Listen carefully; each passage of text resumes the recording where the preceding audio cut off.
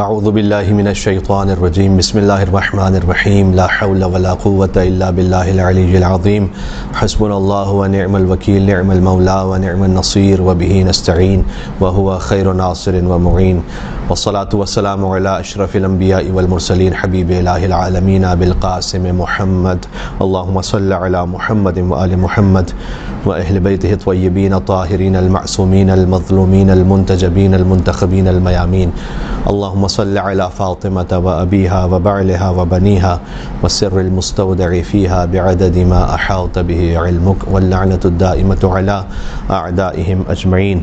اللہ سبحانہ وتعالیٰ کا شکر ہے کہ ذکر حضرت بی بی فاطمہ زہرا سلام اللہ علیہا کی توفیق نصیب ہو رہی ہے ایام فاطمیہ ہے، اور کتاب معانی الاخبار میں شیخ صدوق رحمۃ اللہ علیہ نے صفحہ نمبر 41 پر ایک حدیث لکھی ہے کہ صادق آل محمد اللہم صلی علی محمد وآل محمد، ان سے سوال کیا گیا کہ ان معنی حی علی خیر العمل، کہ مولا یہ بتلائیے گا کہ حی علی خیر العمل کا کیا مطلب ہے، جو ہم اذان میں بھی کہتے ہیں، اقامت میں بھی کہتے ہیں، اللہ اکبر اللہ اکبر اللہ اکبر اللہ اکبر، 2 مرتبہ اشہد ان لا الہ الا اللہ، 2 مرتبہ اشہد ان محمد رسول اللہ صلی اللہ علیہ وآلہ وسلم، 2 مرتبہ اشہد ان علی ولی اللہ علیہ الصلوۃ والسلام، حی علی الصلاۃ حی علی الصلاۃ حی علی الفلاح حی علی الفلاح، اور پھر حی علی خیر العمل۔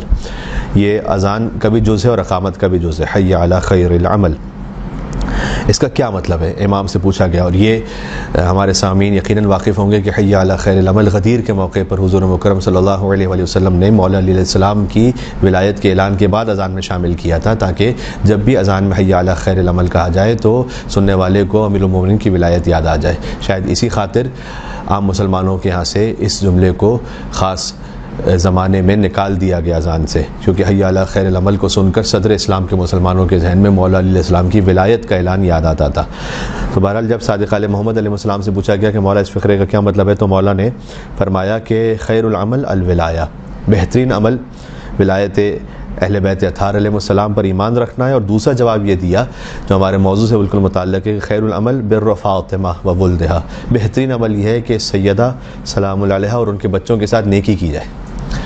تو حی علی خیر العمل کا تعلق ہے بی بی فاطمہ زہرا سلام اللہ علیہا سے، اور بی بی کے ساتھ اور ان کی اولاد کے ساتھ نیکی کرنا وہ کس طرح سے ممکن ہے، اس کا ایک طریقہ اور اظہار یہ ہے کہ ذکر بی بی میں چاہے آن لائن ہی صحیح ہم سب ایک دوسرے کے ساتھ جب یوں شریک ہیں تو یہ نیکی ہے حضرت زہرا سلام اللہ علیہا کے ساتھ، اور ان کے بچوں کے ساتھ یہ نیکی ہے سعادات کرام کے ساتھ اور ان کی جدہ کے ساتھ، کہ ان کا ذکر کیا جائے اور اس توفیق کو ہم حاصل کر سکیں۔ مختصراً خود ثواب کو حاصل کرنے کے لیے، اس حی علی خیر العمل پر عمل کرنے کے لیے چند القاب جو بی بی کے، جن میں سے بعض آپ واقف ہیں، ہو سکتا ہے کہ بعض سامعین واقف نہ ہو۔ بی بی بطول ہیں، حبیبہ ہیں، حورہ ہیں، حوریہ ہیں، راقیہ ہیں، رشیدہ ہیں، رضیہ ہیں، ریحانہ ہیں، زکیہ ہیں، زہرہ ہیں، ساجدہ ہیں، سعیدہ ہیں، سیدہ ہیں، شہیدہ ہیں، صابرہ ہیں، صادقہ ہیں، صدیقہ ہیں، طاہرہ ہیں، طیبہ ہیں، عارفہ ہیں، عالیہ ہیں، عذرا ہیں، عزیزہ ہیں، علیمہ ہیں، فاضلہ ہیں، فاطمہ ہیں، فریدہ ہیں، کریمہ ہیں، کوثر ہیں، کوکب ہیں، مبارکہ ہیں، مبشرہ ہیں، محدثہ ہیں، محمودہ ہیں، مرضیہ ہیں، مطہرہ ہیں، معصومہ ہیں،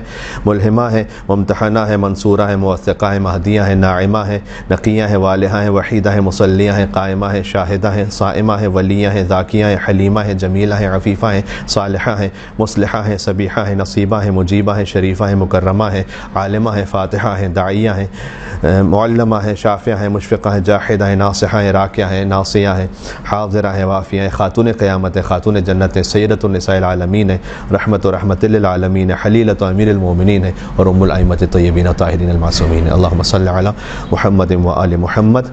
جب ان بی بی کا ذکر ہو، یہ وہ القاب ہیں کہ جو بعض احادیث میں آئے ہیں، بعض احادیث کے خلاصے کے طور پر اس سے نتیجے کے اخذ کرتے ہوئے علماء نے لکھا ہے۔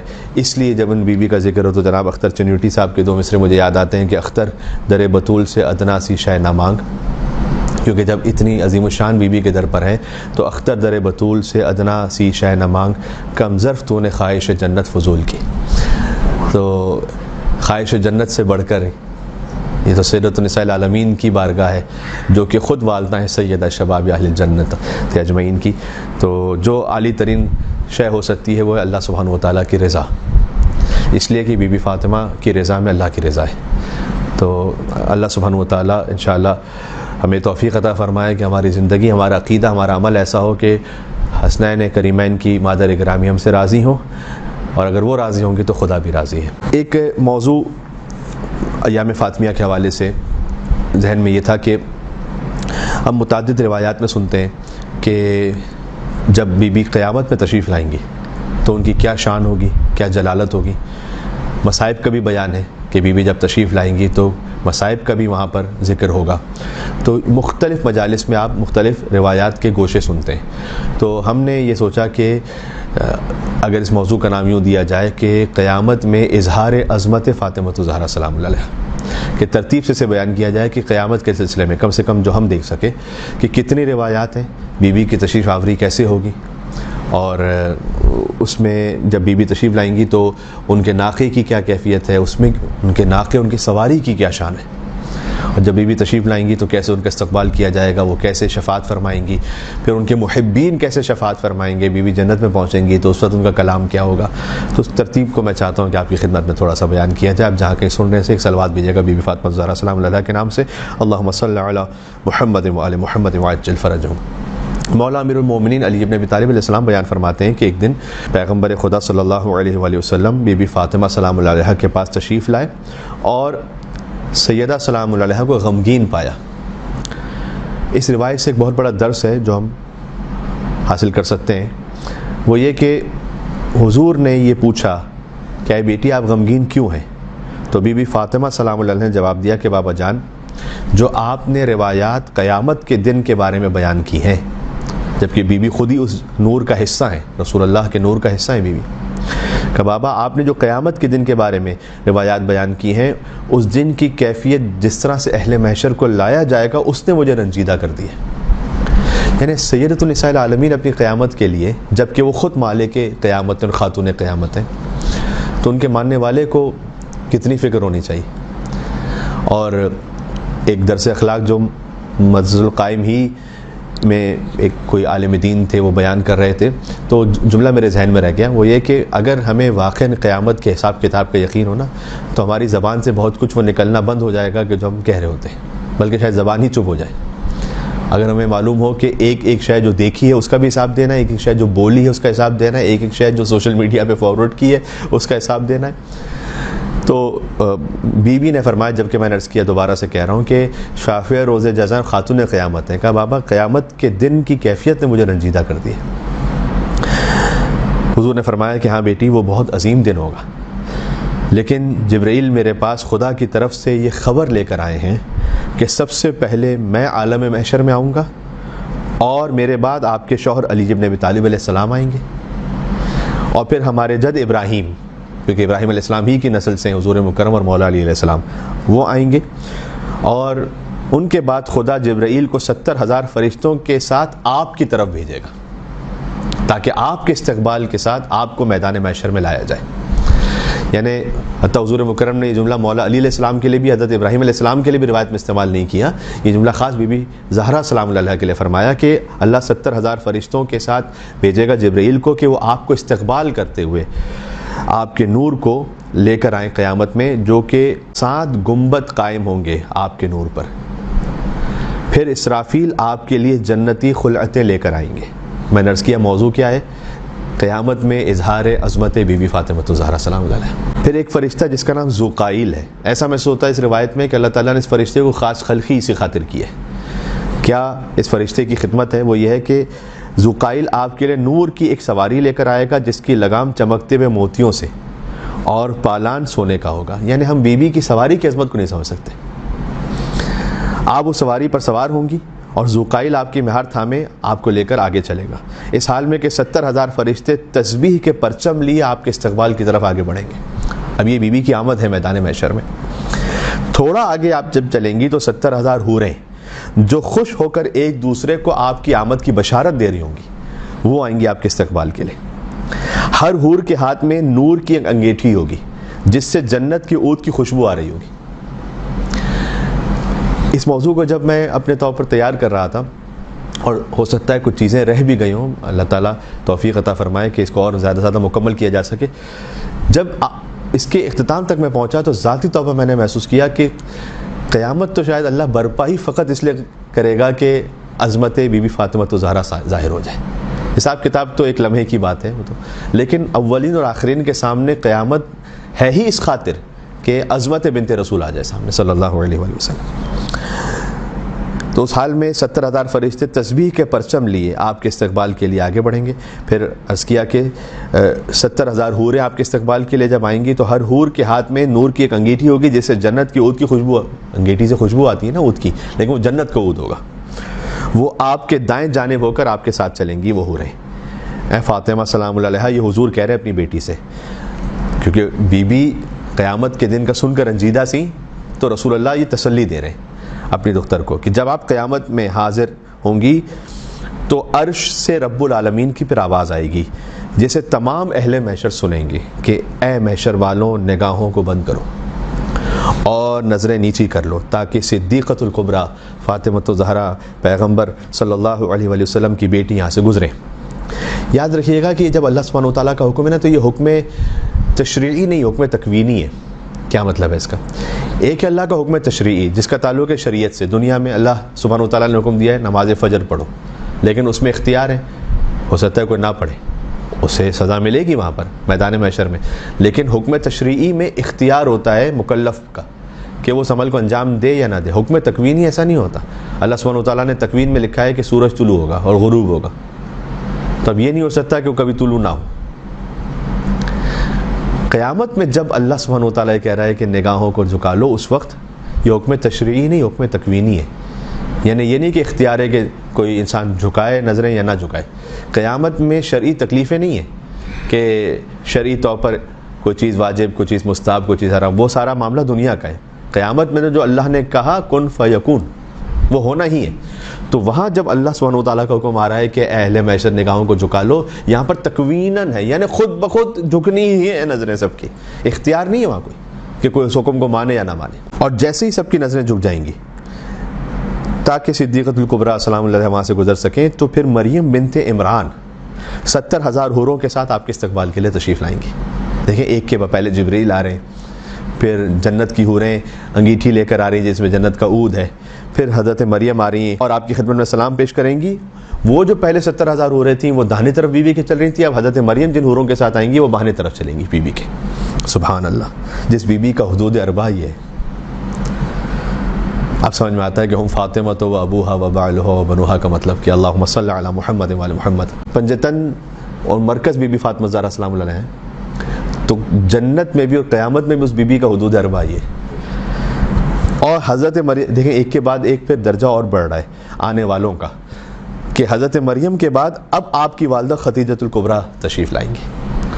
وہ پہلی خاتون جنہوں نے اللہ اس کے رسول صلی اللہ علیہ وآلہ وسلم پر ایمان کا اظہار فرمایا، وہ بھی 70,000 فرشتوں کے ساتھ آپ کی خدمت میں پہنچیں گی جن کے ہاتھ میں تکبیر کے پرچم ہوں گے. جب آپ انسانوں کے مجمع کے قریب پہنچیں گی تو پھر حضرت حوا 70,000 حوروں کے ساتھ اور حضرت آسیہ مزید 70,000 حوروں کے ساتھ آئیں گی. بی بی کی سواری، اگرچہ کہ بی بی خدیجہ الکبریٰ کا مقام ان ساری بیویوں میں سب سے بلند ہے کہ بی بی کی سواری کے 4 پائے وہ سب زبرت. اس سواری، یہ ساری حدیث سنا رہا ہوں آپ کو، یہ کوئی خطیبانہ رنگ آمیزی کچھ بھی نہیں. یہاں پر میں عربی اس لیے نہیں پڑھا کہ کم وقت میں زیادہ سے زیادہ بات پہنچ سکے، خالی ترجمے پر اکتفا کر رہا ہوں، ورنہ تمام احادیث آپ کو ہماری مصادر و منابع میں ملیں گی. میں کہتا ہوں کہ اس بی بی کی سواری کی عظمت کو نہیں سمجھ سکتا کوئی، کہ وہ سواری ایسی ہے کہ جس کے پائے سب زمرد کے ہیں، اس سواری کی دم جنتی مشک سے ہے، اس سواری کی آنکھیں، یہ امام فرما رہے ہیں، اس سواری کی آنکھیں سرخ یاقوت سے ہیں، اس سواری کے اوپر نور کا ایک گنبد ہے جس کا باہر اندر سے اور اندر باہر سے نظر آ رہا ہے. یہ خود خالی نور نہیں، ان کی سواریاں بھی نور ہیں. اس سواری پر جو گنبد ہے اس کا اندرونی حصہ، میں نے اب اگلی حدیث شروع کر دی جو امام علیہ السلام بیان فرما رہے ہیں. اس سواری پر جو گنبد ہے، بی بی کی سواری پر ایک گنبد ہے، اس کا اندرونی حصہ مغفرت الہی سے بنا ہوا ہے اور باہری حصہ رحمت خداوندی کی شعاؤں سے بنا ہوا ہے. اس سواری کے اوپر نور کا ایک تاج ہوگا جس کے 70 ستون ہوں گے اور وہ در اور یاقوت سے بنے ہوں گے اور چمکتے ہوئے ستاروں کی طرح وہ نور بکھیر رہے ہوں گے. پھر جبریل سواری کی لگام تھامیں گے یہاں تک کہ بی بی فاطمہ سلام اللہ علیہا عرش الہی کے سامنے پہنچیں گی. ابھی فقط بیوی کی آمد ہوئی ہے، اور آواز آئے گی کہ یہ بنت محمد فاطمہ سلام اللہ علیہ، اس وقت حتیٰ انبیاء، صدیقین اور شہداء سبھی کی نگاہیں ادب سے جھکی ہوں گی، یہ امام نے فرمایا۔ پھر بی بی فاطمہ سلام اللہ علیہ کے لیے نور کا ایک ممبر لگایا جائے گا عرش کے ساتھ، جس کے 7 زینے ہوں گے۔ اللہ تعالیٰ میں انشاءاللہ ایسے نیکوکاروں میں شمار فرمائے کہ ہم ان تمام کیفیتوں کو وہاں محسوس کر سکیں، اور اللہ تعالیٰ ہمیں قریب سے قریب تر رکھے اہل بیت اطہار علیہ السلام سے میدان محشر میں انشاءاللہ۔ وہ جو نور کا ممبر بی بی کے لیے لگایا جائے گا، اس نور کے ممبر کی تفصیل ہے، اب پہلے سواری کی تفصیل تھی، اب نور کے ممبر کی، کہ جس کے 7 زینے ہوں گے اس ممبر کے، ہر زینے کے درمیان فرشتوں کی، زینے پر فرشتے ہوں گے جن کے ہاتھوں میں نور کے پرچم ہوں گے۔ اس طرح ممبر کے دائیں اور بائیں طرف حوریں صفے لگا کر پھر کھڑی ہو جائیں گی۔ پھر بی بی فاطمہ سلام اللہ علیہ ممبر کے جو نور کا ممبر اس کی بلندی پر تشریف لے جائیں گی، تو جبرائیل آئیں گے اور اللہ کی طرف سے کہیں گے کہ یا فاطمہ، جو کچھ آپ چاہتی ہیں اس نور کے ممبر پر بیٹھ کر اللہ سے طلب کیجئے۔ اب بی بی اللہ سبحانہ و تعالیٰ سے 3 درخواستیں کریں گی اس نور کے ممبر پر بیٹھ کر جو عرش الہی کے ساتھ ہے۔ پہلی درخواست بی بی کی ہوگی اس وقت کہ اے میرے معبود و مالک، میرے اور اس شخص کے درمیان فیصلہ کر جس نے مجھے تکلیف پہنچائی ہے، آج تو فیصلہ کر کہ تو احکم الحاکمین ہے، تو فیصلہ کر اس کے اور میرے درمیان جس نے مجھ پر ظلم کیا ہے، اور اے خدا میرے اور میرے بیٹے کے قاتل کے درمیان تو حکم جاری فرما۔ یہاں پر علماء نے ایک جملہ لکھا ہے کہ جس بی بی کی ناراضگی میں ہی خدا کی ناراضگی ہے، جب وہ شکایت کریں گی تو کیا ہوگا؟ یعنی اگر وہ شکایت نہ بھی کریں تب بھی ان کی ناراضگی میں خدا کی ناراضگی ہے، تو جب وہ یہ فرمائیں گے کہ پروردگار اب تو فیصلہ صادر فرما، اس وقت کیا جلال ہوگا۔ پھر بی بی اس نور کے ممبر پر ایک خون آلود کرتا بلند کریں گے اور عرش کے ستونوں میں سے ایک ستون کو تھام لیں گی بی بی، اور فرمائیں گی کہ اے عادل اور غالب خدا، میرے اور میرے بیٹے کے قاتل کے درمیان تو فیصلہ کر۔ حضور مکرم فرماتے ہیں صلی اللہ علیہ وآلہ وسلم کہ رب کعبہ کی قسم، حضور کو صادق اور امین ہے، قسم کھانے کی ضرورت نہیں، لیکن اس موقع کے لیے حضور کہتے ہیں رب کعبہ کی قسم، میری بیٹی کی شکایت پر اللہ ایسے توجہ دے گا کہ سیدہ کے بچوں کے قاتلوں کے لیے اسی وقت حکم پروردگار صادر ہوگا۔ وہ کیا حکم ہوگا وہ آگے روایت میں آ رہا ہے۔ پہلی درخواست بی بی کی ہوگی۔ دوسری درخواست اس نور کے ممبر پر بی بی یہ فرمائیں گی قیامت کے دن کہ پروردگار اب تو مجھے میرے حسن اور حسین کو دکھا۔ سبحان اللہ۔ اسی لمحے امام حسن علیہ السلام اور امام حسین علیہ السلام حضرت فاطمہ سلام اللہ کی طرف آگے بڑھیں گے، جبکہ امام حسین کی کٹی ہوئی رگوں سے خون بہہ رہا ہوگا اس وقت بھی، بلکہ اگر صحیح روایت کے لفظ کو میں پہنچا سکوں تو پھوٹ رہا ہوگا۔ پھر اس وقت اللہ کی جانب سے بی بی فاطمہ سے کہا جائے گا کہ بس اب آپ جنت میں جانا چاہتی ہیں تو آپ چلی جائیے، کیونکہ وہ منظر ایسا ہے کہ بس اللہ سبحانہ و تعالیٰ نے کہا کہ اب آپ جنت میں جانا چاہتی ہیں، اب چلی جائیے۔ بی بی فرمائیں گی کہ میں ہرگز جنت میں داخل نہیں ہوں گی جب تک دوبارہ یہ نہ سن لوں کہ میرے بیٹے کے ساتھ کیا ہوا تھا۔ اس وقت مصائب امام حسین کا بیان ہوگا۔ کسی بھی عبادت کو کوئی کم یا زیادہ ہم نہیں کر سکتے کہ کون سی عبادت کم کون سی عبادت زیادہ، لیکن میدان محشر میں نے یہ کہیں نہیں پڑھا روایت میں، کم سے کم میں نے تو نہیں پڑھا کہ کہیں نمازیں اللہ پڑھوائے گا وہاں۔ نماز دنیا میں پڑھنی ہے آپ نے، روزہ دنیا میں رکھنا ہے آپ نے، حج دنیا میں کرنا ہے، لیکن یہ وہ عبادت ہے ذکر مصائب امام حسین السلام جو جنت میں اللہ کروائے گا بخواہش بی بی فاطمہ سلام اللہ۔ بی بی سے کہا جائے گا کہ اگر آپ یہ سننا چاہتی ہیں کہ آپ کے بیٹے کے ساتھ کیا ہوا تو اب عرصہ قیامت میں دیکھیے۔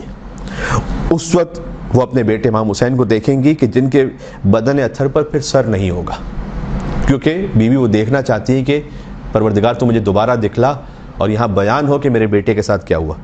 اس وقت بی بی فاطمہ سلام اللہ علیہ بے پناہ گریہ فرمائیں گے، فرشتے بھی آہ و بکا بلند کریں گے۔ اس سے یہ بات خود سمجھ میں آتی ہے کہ خود ذکر مصائب امام حسین بذات خود اس میں موضوعیت ہے، چاہے اس سے کوئی اور چیز حاصل ہو رہی نہیں ہو رہی ہو۔ قیامت میں اور کیا چیز اور آپ حاصل کرنا چاہیں گے ذکر امام حسین سے؟ خود مصائب کو بیان کرنا اور سننا ہی بذات خود موضوعیت رکھتا ہے اور ثواب رکھتا ہے، یاد رکھیے گا۔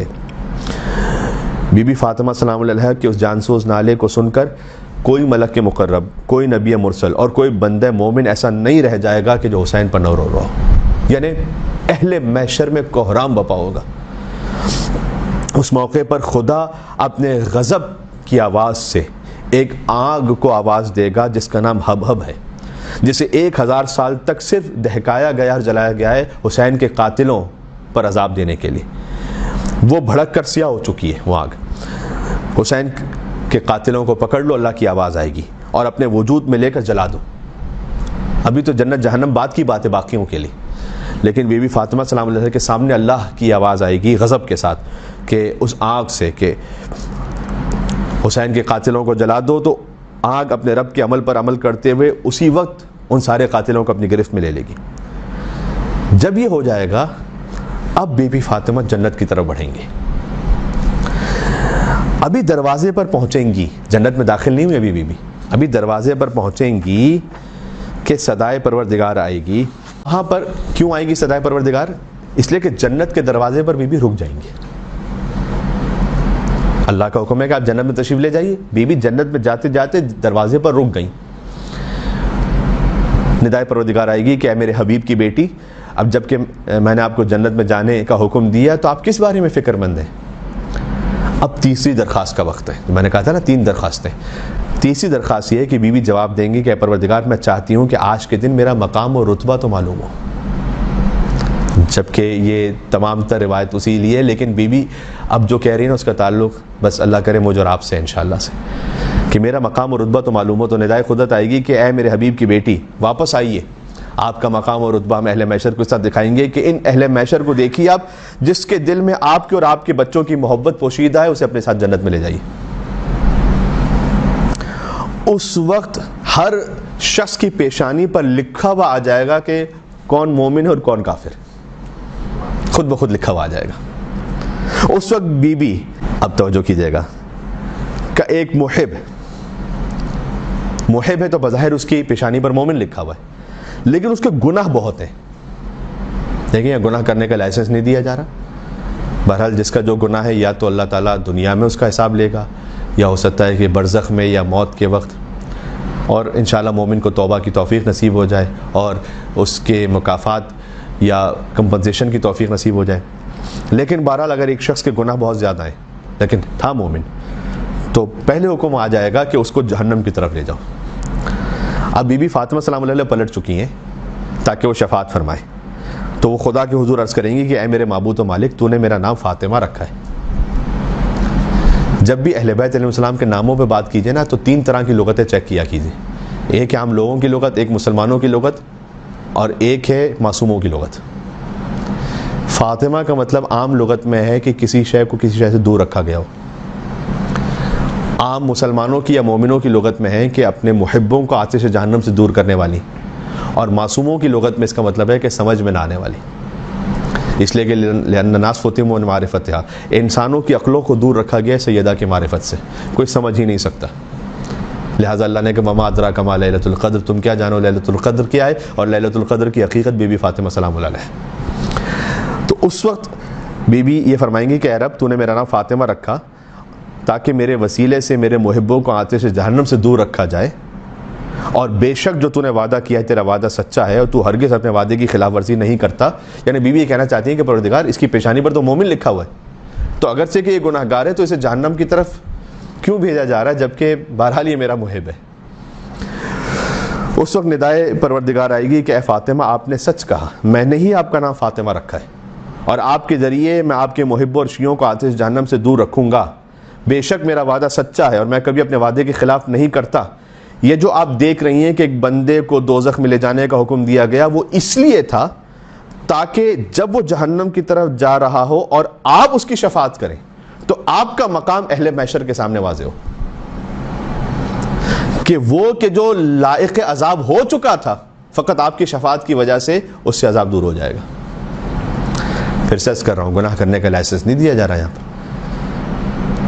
یعنی بعض روایات میں اس طرح سے ہے کہ اگر کوئی عمدن جسور ہو جائے، جسارت کرے اور گناہ کرنے کا، خاص طور پر گناہ کبیرہ کرنے کا عادی ہو جائے، تو پتہ بھی نہیں ہے کہ آخر وقت میں ایمان کے ساتھ مرے یا نہیں۔ یہ اس شخص کے لیے کہ جو ایمان کے ساتھ دنیا سے بہرحال گیا ہے، اور پھر بہت ساری روایات ایسے ہیں جس میں حق الناس کی تو جو حق تلفی اگر کسی نے کی ہے اس کا تو بہرحال حساب دینا ہے. حق الناس کسی کا بہن بھائی کا حق غصب کر لیا, قرضہ دے کر نہیں دیا, لے کر جو ہے وہ اس کو واپس نہیں کیا وغیرہ وغیرہ. لیکن بہرحال ایک امید بھی ہے. مومن ہوتا یہی ہے کہ اس کے دل میں خوف بھی ہوتا ہے, امید بھی ہونی چاہیے. تو امید یہی ہے. یہ جو آپ دیکھ رہی ہیں اللہ کی آواز آئی کہ میں نے اپنے بندے کو دوزخ میں لے جانے کا حکم دیا, وہ اس لیے تھا کہ آپ اس کی شفاعت کریں اور آپ کی شفاعت میں جب قبول کروں تاکہ ملائکہ, انبیاء و مرسلین اور تمام اہل محشر آپ کے مقام و منزلت کو جان سکیں. اس لیے یہ کام کیا تھا. اب آپ دیکھیں جس کی پیشانی پر بھی مومن لکھا ہے, آپ اس کا ہاتھ پکڑیں اور جنت کی طرف لے جائیں. پھر امام باقر علیہ السلام نے جابر بن عبداللہ انصاری سے فرمایا کہ اے جابر, خدا کی قسم ہماری جدہ فاطمہ اس دن اپنی شفاعت سے اپنے شیعہ اور محبوں کو اہل محشر کے درمیان ہماری جدہ ایسے چن لیں گی کہ جیسے پرندہ اچھے دانوں کو برے دانوں سے جدا کرتا ہے. پھر بی بی فاطمہ, اب لطف کی بات یہ ہے, اب بی بی سیدہ سلام علیہا اپنے شیعوں اور محبوں کو ساتھ لے کر جنت چلیں گی. لیکن خدا ان کے دل میں یعنی محبوں کے دل میں خیال ڈال دے گا, خدا ہی خیال ڈالے گا. یہ وہ بھی جنت کے دروازے پر رک کر پیچھے مڑ کر دیکھیں گے. جب وہ ایسا کریں گے تو ندائے رب آئے گی کہ اے میرے محبوں اور سیدہ کے محبوں, اب جب کہ میں نے تمہیں بحق فاطمہ تمہاری شفاعت کو قبول کر لیا ہے, تم کیوں پریشان ہو, جنت میں کیوں نہیں جاتے؟ وہ عرض کریں گے پروردگار آج ہم بھی تو چاہتے ہیں کہ ہمارا مقام بھی تو ظاہر ہو. تو پھر ندا آئے گی کہ اے میرے, دیکھیں ترجمہ یہ ہے روایت کا, اے میرے دوستوں, یعنی اللہ کہہ رہا ہے سیدہ کے محبوں سے. اللہ اکبر. خلیل اللہ جو ابراہیم علیہ السلام کا لقب تھا نا, وہ گویا سیدہ کے محبوں کے ساتھ اللہ ایسے بات کرے گا کہ اے میرے دوستوں پلٹ جاؤ اور دیکھو کہ جس نے بھی تمہیں فاطمہ سلام اللہ علیہا کی محبت کی خاطر تم سے محبت کی ہو, یا جس کسی نے تمہیں سیدہ کی محبت میں کبھی کھانا کھلایا ہو, نیاز اہل بیت کا اہتمام بی بی کی محبت میں ہی ہوتا ہے نا. جس نے تمہیں سیدہ کی محبت میں کبھی کھانا کھلایا ہو یا پانی پلایا ہو, سبیل امام حسین کا اہتمام, یا سیدہ سلام اللہ علیہا کی محبت کی خاطر جس نے کبھی تمہیں کوئی لباس دیا ہو, کتنی نیکیاں ہو گئی, یا تم سے محبت کی ہو بی بی فاطمہ کی خاطر, یا تمہیں کھانا کھلایا ہو سیدہ کی محبت کی خاطر, یا پانی پلایا ہو بی بی کی محبت کی خاطر, یا لباس دیا ہو بی بی کی محبت کی خاطر, اور ایک بڑی اہم چیز, یا تم سے کسی غیبت کو دور کیا ہو بی بی کی محبت کی خاطر. اس پہ توجہ ہماری کم رہتی. کھانا کھلاتے ہیں, پانی پلاتے ہیں, لباس یعنی نیاز بھی تقسیم کرتے ہیں, الحمدللہ ہونا چاہیے, لیکن مومن سے غیبت کو دور نہیں کرتے بلکہ شاید خود اس میں انوالو ہو کے تھوڑا سا مزے بھی لیتے ہیں. اگر کسی محب فاطمہ سلام علیہا کی غیبت آپ کے سامنے ہو رہی ہے اور خالی اس خاطر کہ چونکہ یہ اہل بیت کا محب ہے میں غیبت نہ ہونے دوں, اس وقت آپ مستحق کے شفاعت بن جائیں گے, بلکہ ہو سکتا ہے خود شفاعت کر رہے ہو. تو اس نیکی کو کم نہ سمجھیں, محبان سیدہ سے غیبت کو دور کیا کریں. آواز آئے گی کہ انہیں بھی اپنے ساتھ لے کر جنت جاؤ. اب بی بی فاطمہ سلام علیہا اپنے اور اپنے بیٹوں کے دوست محبوں کو شفاعت فرماتے ہوئے خدا کے حکم سے خاص جاہ و جلال کے ساتھ جنت میں داخل ہوں گے. ان کے محب اور ان کے شیعہ بھی ساتھ میں جنت میں داخل ہو رہے ہیں. یہ جو پہلے میں نے کہا تھا کہ بی بی اپنے ساتھ لے کے جائیں, اس میں ایک روایت یوں بھی ہے کہ یوں اعلان ہوگا کہ اے سیدہ آپ اپنی چادر کو پھیلا دیجئے عرصہ محشر میں, اور ہر ایک کہیں نہ کہیں سے, اب بہرحال وہ چادر اس کو کسی نہ کسی طرح سے تھام لے گا, روایت اس طرح سے. اب وہ چادر بی بی اس وقت کوئی اور جنت کی چادر پھیلائیں گی یا کوئی اور جس کیفیت کی بھی چادر ہوگی, بہرحال وہ منسوب ہوگی بی بی فاطمہ سے, ایک طرح سے علم سمجھ لیجیے. اس کو تھام لیں گے لوگ اور اس کو تھام کر بی بی کے ساتھ جنت پہنچیں گے. جیسے جنت میں بی بی داخل ہوں گی, سب سے پہلے بی بی داخل ہوں گی, تو پھر 1000 جنتی حلے یعنی لباس وہ بی بی کی خدمت میں پیش کیے جائیں گے, جس پر سبز خط میں لکھا ہوگا کہ بنت رسول کو بہترین ادب, کامل ترین ہیبت اور کرامت کی آخری حد کے ساتھ جنت میں داخل کیا جائے. اب جب بی بی کو پروردگار کے حکم سے کمال عظمت کے ساتھ جنت میں لے جایا جائے گا تو ان کے ارد گرد 70,000 کنیزیں ہوں گی. پھر دوبارہ آواز آئے گی, معذرت یہ اب جنت سے پہلے کی ایک روایت ہے, یعنی اس سے پہلے ہی وہ 1000 حلیے بی بی کی خدمت میں پیش کیے جائیں گے اور آواز آئے گی کہ یا معاشر خلائق غضوا ابصارکم، اب دوبارہ اپنی نگاہوں کو بند کر لو، لتجوز فاطمہ بنت محمد سیدۃ نساء العالمین علی الصراط، تاکہ اب بی بی صراط سے گزر سکیں. تو سب کی نگاہیں بند ہو جائیں گی الا محمد صلی اللہ علیہ وآلہ وسلم، صرف رسول اللہ کی نگاہ کھلی ہوگی بس اس وقت، اور مولا علی کی اور علی کے بچوں کی، اولاد طیبین طاہرین میں سے، چونکہ روایت میں فإنہم اولادھا، یہ تو خود بی بی فاطمہ ہی کی اولاد ہے. جب بی بی جنت میں داخل ہوں گی تو بقیہ مرتھا ممدودا علی الصراط، یہ وہ حصہ تھا کہ جو میں کہنا چاہ رہا تھا کہ گویا ایک پرچم کو بی بی پھیلا دیں گی صراط پر، جس کا ایک سرا بی بی کے ہاتھ میں ہوگا جو جنت میں ہوگا، اور دوسری طرف عرصہ قیامت میں وہ پھیلا ہوا ہوگا. اور فینادی منادی، اور منادی ندا دے گا کہ رب کی جانب سے کہ یا ایھا المحبون لفاطمہ، اے فاطمہ کے محبوں، خاص صدا آئے گی، تعلقوا باحداب مرت فاطمہ، یہ جو بی بی نے پرچم پھیلا ہے نا اس کو تھام لو، اس پرچم کو تھام کر لوگ جنت کی طرف چلیں گے. حتی یتعلق بها اکثر من 1000 عام، یہاں تک کہ اسے تھام کر پناہ لے لیں گے ہزار سے زیادہ گروہ. یہ روایت میں جب سبحان اللہ بی بی جنت کے دروازے پر پہنچیں گی تو اب روایت ہے کہ 12000 حوریں جن کو نہ پہلے کسی نے دیکھا ہوگا نہ بعد میں کسی نے، شاید ان کا یہی ایک مقصد ہے خلقت کا، وہ جنت کی نورانی مشعلیں لے کر اور نورانی اونٹنیوں پر سوار ہو کر، جن کے پالان زر سونے اور سرخ یاقوت کے اور لگامیں لولو اور مرجان کی ہوں گی، سیدہ کے استقبال کے لیے دوڑیں گی. معذرت ابھی روایت چکے بار بار اس طرح، لیکن ہر موقع پر ایسا لگتا ہے الگ الگ ہو رہے ہیں، یعنی الگ الگ اہتمام ہے استقبال کا. سبحان اللہ. جب بی بی جنت میں داخل ہوں گی تو جنت کی مخلوقات آپ کی آمد پر ایک دوسرے کو بشارت دینے لگیں گی کہ سیدہ آ گئیں جنت میں. سبحان اللہ. پھر بی بی کے شیعوں کے لیے انشاءاللہ ہم اور آپ اس میں شامل ہوں، خاص موتیوں کے دسترخوان پر جو نور کے پایوں پر قائم ہوں گے تیار کر کے دسترخوان لگائے جائیں گے. اور ابھی باقی دوسرے سارے اہل محشر حساب کتاب اپنا دے رہے ہوں گے، وہ ابھی حساب کتاب جاری ہے ان کا، لیکن جو بی بی کے شیعہ ہیں وہ جنتی دسترخوانوں پر کھانے کھا رہے ہوں گے. کیا یہ ورت نہیں ہے کہ پھر انسان اپنے آپ کو حرام سے بچائے؟ محب زہرا سلام علیہ بنتے ہوئے کیا کچھ نہیں عطا ہو رہا یہاں پر. سبحان اللہ. ایک صلوات کا کیا بنتا ہے، اللہم صلی علی محمد و علی محمد. اب سوال یہ ہے کہ جنت میں پہنچ کر بی بی کا پہلا کلام کیا ہوگا، پہلی گفتگو کیا کریں گی؟ تو یہاں حضرت سلمان فارسی جنہیں محمدی کہنے کا حکم دیا گیا، حضور مکرم سے یوں روایت کرتے ہیں کہ جب بی بی جنت میں داخل ہوں گی تو جو کچھ خدا نے انہیں اب عطا کیا ہے اسے دیکھیں گی تو سورہ فاطر کی آیت نمبر 34 پڑھیں گی اس وقت بی بی، اور یہ کہیں گے وقالوا الحمدللہ الذی اذهب عنا الحزن، حمد اس پروردگار کی جس نے ہر غم کو ہم سے دور کر دیا. اب کوئی حزن نہیں ہے، جو مصائب تھے اہل بیت کے وہ ختم ہو گئے. حمد اس پروردگار کی جس نے ہر حزن و غم کو ہم سے دور کر دیا. یقیناً رب بہت مغفرت کرنے والا اور بہت بڑا قدردان ہے، شکور ہے وہ. یعنی آپ کوئی نیکی کریں اللہ قدردانی کرتا ہے. اور آگے فرمائیں گے کہ الذی احلنا دار المقام من فضل، اور وہ اللہ وہ ہے جس نے ہمیشہ رہنے والی جنت میں اپنے فضل سے ہمیں مقام عطا کیا ہے. یہاں کوئی آزار اور تکلیف ہم سے مس نہیں ہو سکتی. پھر اس کے بعد ایک اور لطافت ہے، اب انبیاء بی بی کی خدمت میں زیارت کے لیے آنا شروع ہوں گے، ایک ایک نبی. روایت میں تو ہے کہ ہر نبی، حضرت آدم سے خاتم تک ہر نبی کی خواہش ہوگی کہ وہ زیارت بی بی فاطمہ کریں جنت میں. میں ترتیب وار کوشش کی، میں نے آپ کو لے کر چلوں گا. یعنی حضرت آدم، حضرت ادریس، حضرت نوح، حضرت ہود، حضرت صالح، حضرت ابراہیم، حضرت اسماعیل، حضرت اسحاق، حضرت لوط، حضرت یعقوب، حضرت یوسف، حضرت ایوب، حضرت شعیب، حضرت موسیٰ، حضرت ہارون، حضرت اشمعیل، حضرت الیاس، حضرت الیسع، حضرت ذوالکفل، حضرت داؤد، حضرت سلیمان، حضرت یونس، حضرت زکریا، حضرت یحییٰ، حضرت عزیر، حضرت عیسیٰ، حضرت محمد صلی اللہ علیہ وآلہ وسلم. یہ وہ انبیاء جن کے نام قرآن میں ہیں، ورنہ 1,24,000 انبیاء. ہر نبی کی روایت ہے، یہ ہر نبی کی خواہش ہوگی کہ اب وہ بی بی فاطمہ کی زیارت کر سکے. سبحان اللہ.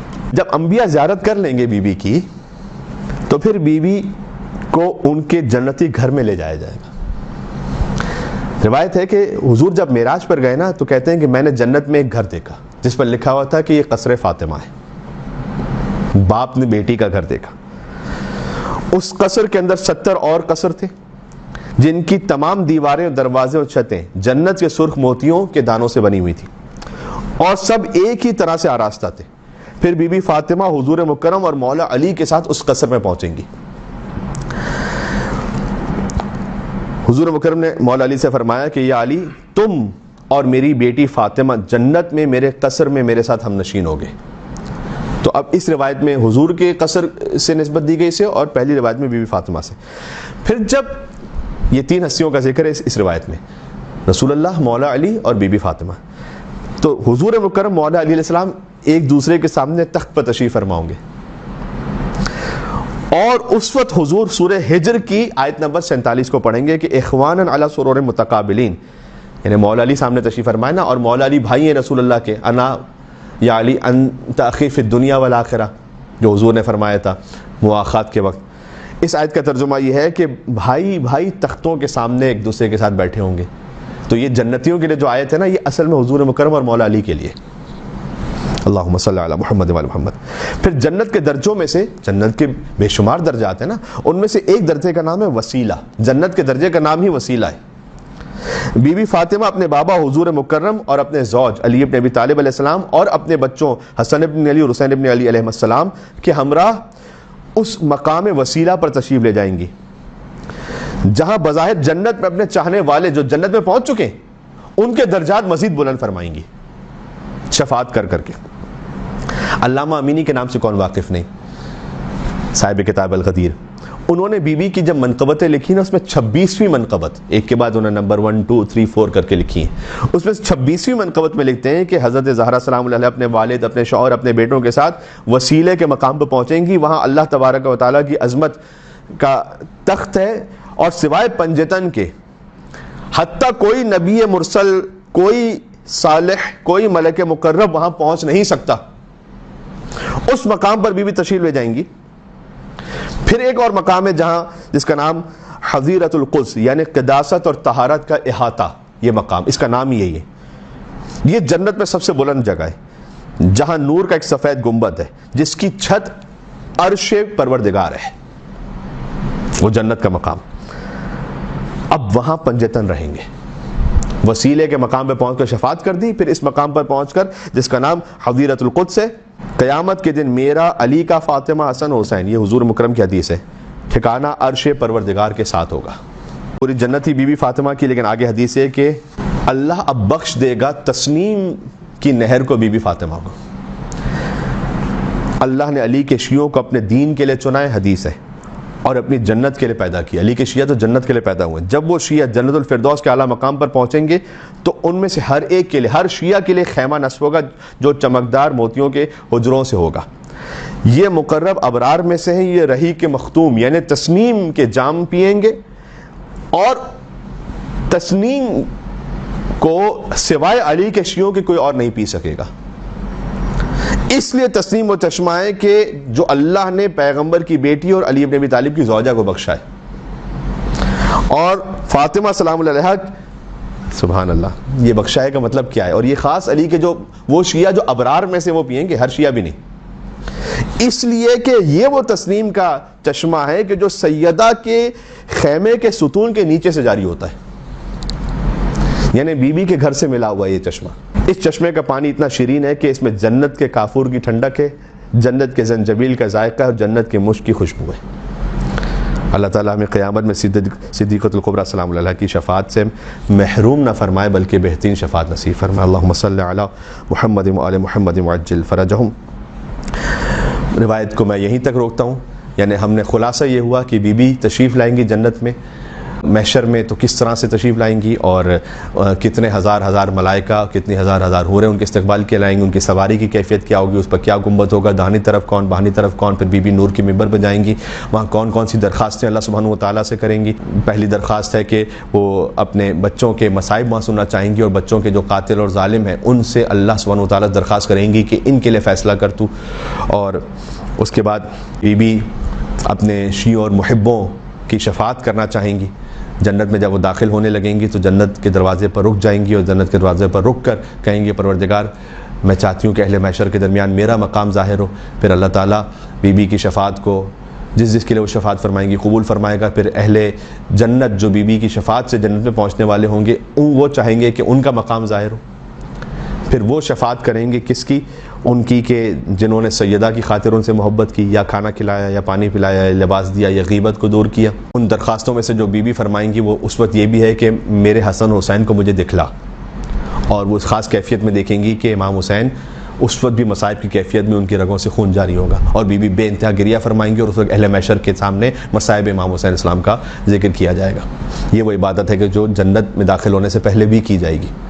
اور پھر بی بی جنت میں پہنچیں گی تو وہ کس قصر میں تشریف لے جائیں گی، انبیاء ان کے استقبال کے لیے اور زیارت کے لیے آئیں گے، بی بی کیا جملہ ارشاد فرمائیں گی، آیت قرآنی ہے، پھر مولا علی اور رسول اللہ ایک دوسرے کے سامنے تخت پہ تشریف فرماؤں گے، وہ کون سی آیت پڑھیں گے آپ کی خدمت میں عرض ہوا، اور پھر ایک ایک کر کے جب اللہ سبحانہ و تعالیٰ سب کچھ بی بی کو عطا کرے گا تو ایک مقام وسیلہ ہے جہاں پہنچ کر وہ اپنے شیعوں کے مزید شفاعت کرتے درجات کو اور بڑھائیں گی، اور پھر ایک چشمہ ہے کہ جو جاری ہی ہوتا ہے قصر فاطمہ سلام اللہ علیہ سے، جس سے خالی ابرار پانی پی سکیں گے، جس کی خاص کیفیت اور ذائقہ ہے۔ یہاں تک کی روایتیں آپ کی خدمت میں بیان ہوئی، چونکہ ایام فاطمیہ ہے لہٰذا میں چند جملے ذکر مصیبت بی بی فاطمہ سلام اللہ علیہ۔ ایک لعین ہے جس نے خط لکھا ہے حاکم شام کو، جس میں کچھ باتوں کا بیان کیا ہے۔ اس میں اس نے لکھا کہ سیدہ کا چادر میں لپٹا ہوا ہاتھ نکلا تاکہ وہ دروازے کو بند کر سکیں، تو ہم نے اتنی زور سے ہاتھ میں کوڑا مارا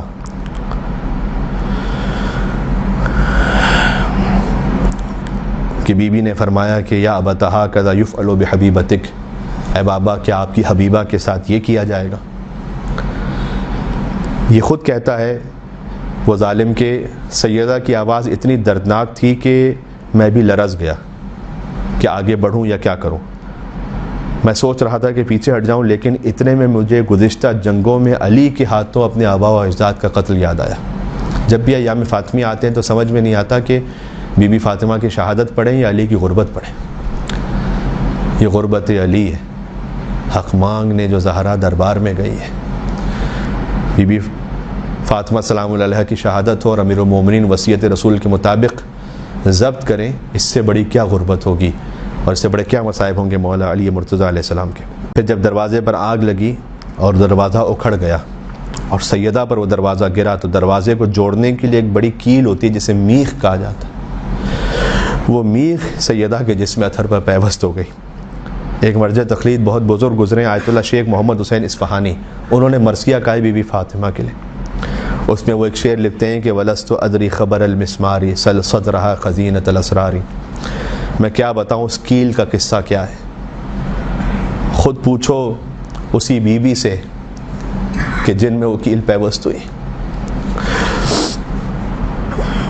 پھر وہ اس دروازے کو دبانے لگے، لعین گھر میں داخل ہوئے، سیدہ اس زخمی حالت میں دروازے کو ہٹا کر علی کے سامنے سپر بن گئی۔ اللہ اکبر۔ ایک لعین نے تلوار نکال لی اس وقت، کس کے سامنے؟ رسول کی بیٹی کے سامنے، اور اس نے اپنے دستے سے سیدہ پر وار کیا، تلوار کے دستے سے، یہاں تک کہ بی بی کے صدا یا فضہ فخذینی، اے فضہ مجھے سنبھال لینا، لقد سقط ما فی بطن احشائی، مجھے پکڑ لو اس لیے کہ جو میرے شکم میں بچہ تھا وہ مار دیا گیا۔ الا لعنۃ اللہ علی القوم الظالمین وسيعلم الذين ظلموا آل محمد أيام قلب ينقلبون۔